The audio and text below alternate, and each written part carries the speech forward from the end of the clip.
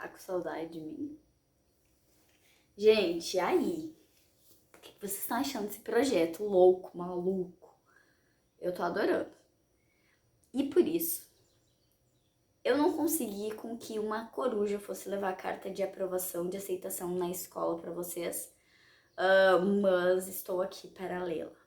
E tá aí no plano, né? Tá bem bonito aí no plano. E eu quero que vocês escutem então um recado. Escola de Magia e Bruxaria de Hogwarts. Então, prezado senhor ou senhora, né? Temos o prazer de informar que Vossa Excelência Vossa Senhoria tem uma vaga na Escola de Magia e Bruxaria de Hogwarts. O ano letivo já está em andamento e gostaríamos de contar com a sua dedicação nas atividades. Não esqueça de fazer e tirar as suas dúvidas. Para um esplêndido aprendizado. Estamos aguardando sua coruja até dia 16 de novembro, no mais tardar. Atenciosamente, o Alvo Dumbledore, o diretor dessa instituição de ensino, e a professora Priscila. Leram a carta? Entenderam a importância do aprendizado, da dedicação de vocês nessas atividades, gente? Vocês não querem levar um feitiço, né? Serem aí taxados de trouxas. Vamos mandar a coruja, vamos fazer as atividades, né? Passado este momento, puxão de orelha, eu quero que... Eu não iria contar, mas assim, eu acho tão legal esse conto, tão legal, que eu vou ter que ler pra vocês. Me aguentem. Esse conto do Harry Potter, dos Três Irmãos, eles estão no filme da relíquia, no livro, né, das Relíquias da Morte. E eles embasam muito toda a história. E é a partir deles também que muito tem o símbolo, né? O pessoal tem o símbolo daquele triângulo, o círculo e um coisinho que corta no meio. E já vou explicar o porquê. Então vamos lá. Deixa eu erguer um pouquinho mais aqui. Era uma vez 3 irmãos que viajavam por uma estrada deserta e tortuosa ao anoitecer. Depois de um tempo, os irmãos chegaram a um rio fundo demais para vandear e perigoso demais para atravessar a nado. Os irmãos, porém, eram versados em magia, então simplesmente agitaram as mãos e fizeram aparecer uma ponte sobre a água traiçoeira. Já estavam na metade da travessia quando viram um caminho bloqueado por um vulto encapuçado. A morte falou. Estava zangada por ter roubado as vítimas, né? E o que acontece? Porque o normal era que os viajantes se afogassem naquele rio, mas a morte foi astuta. Fingiu cumprimentar os 3 irmãos por sua magia e disse que cada um então ganhara um prêmio por ter sido tão inteligente e inteligente bastante para escapar da morte. Então eles enganaram a morte, né? No momento que eles fizeram uma magia e fizeram a ponte. O irmão mais velho, homem combativo, ele pediu então para a morte a varinha mais poderosa que existisse. Uma varinha que sempre vencesse os duelos para o seu dono. Uma varinha digna de que um bruxo poderia até derrotar a morte. Ela atravessou a ponte, dirigiu-se a um vestusto sabugueiro na margem do rio e fabricou uma varinha a partir de um galho da árvore, entregando ao irmão mais velho. O segundo irmão, que era um homem arrogante, resolveu humilhar a morte e pediu o poder de restituir a vida aos que ela levara. Então a morte apanhou uma pedra na margem do rio, entregou ao segundo irmão dizendo-lhe que a pedra tinha o poder de ressuscitar os mortos. Perguntou ao terceiro e mais moço dos irmãos o que ele queria. Ele era o mais humilde e também o mais sábio dos irmãos, e não confiou na morte. Pediu então algo que o permitisse sair daquele lugar sem ser seguido por ela. E a morte, de má vontade, entregou a própria capa da invisibilidade. Então a morte se afastou para o lado e deixou os 3 irmãos continuarem a sua viagem. Assombrados, a aventura que haviam vivido e admirando os presentes recém-obtidos. No devido tempo, os irmãos se separaram, cada um tomou um destino diferente. O primogênito viajou 1 semana ou mais e, ao chegar numa aldeia distante, procurou um colega bruxo com quem tiveram uma briga. Armado com a varinha de sabugueiro, a varinha das varinhas, não poderia deixar de vencer o duelo que se seguiu, deixando o inimigo morto no chão.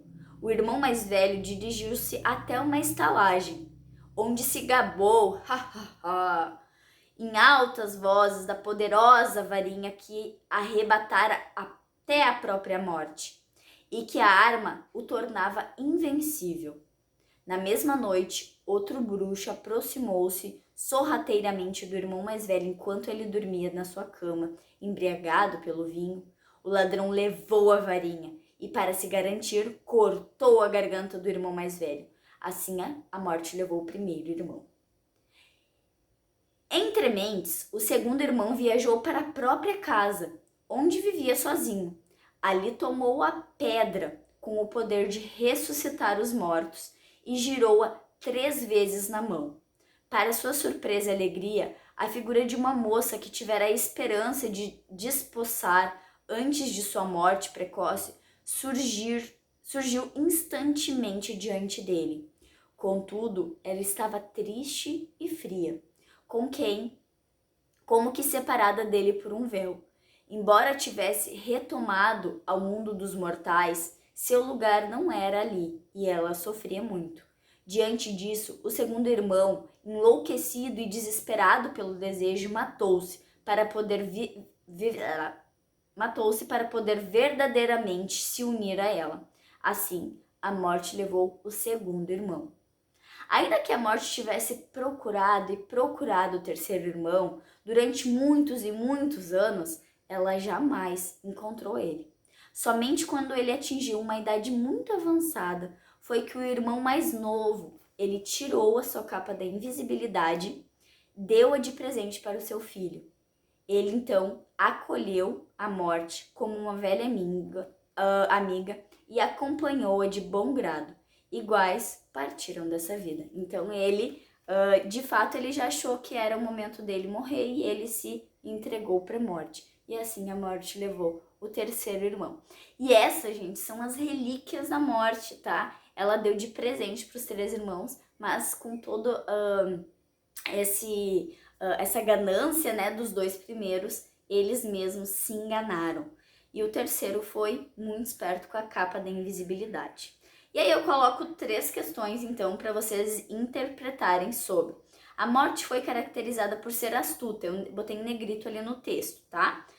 Ao apresentar, então, os 3 mágicos. Pelo contexto do conto, por qual outra palavra podemos substituir o adjetivo astuta sem que perca ou sem que mude o sentido do texto?